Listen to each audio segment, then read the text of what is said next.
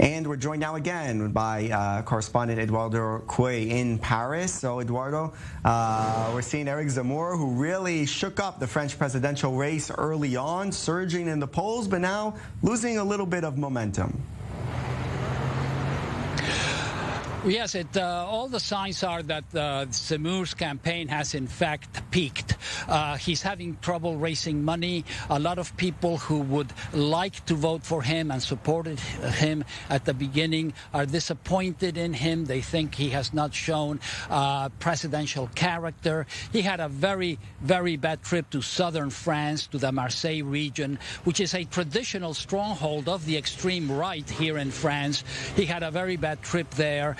And it just seems like the campaign is dying as quickly as it rose. This is not totally unexpected. He had massive media coverage. He was new on the scene. The media is always attracted by someone who is new. He said a lot of things that other people agree with but don't dare say. So he was really going very strongly. But now he's down on the polls, and it's difficult to see him at this point in the second round of the election.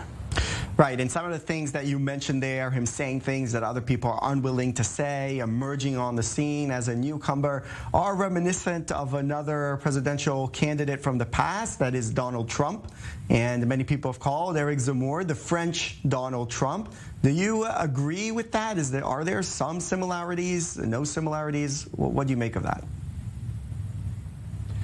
I think there are a great number of similarities. The two men have no political background whatsoever. They've basically come out of nowhere. They speak their minds very, very bluntly. They touch a chord in many people.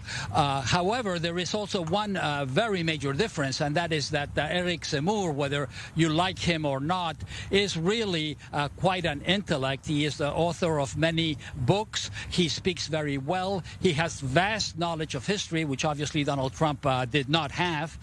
So that is the one big difference between the two men. But they basically speak the same language, and they go after the same electorate. That is an electorate, traditional electorate that feels isolated in modern France, and that feels that minorities are getting too much attention and too much power, perhaps.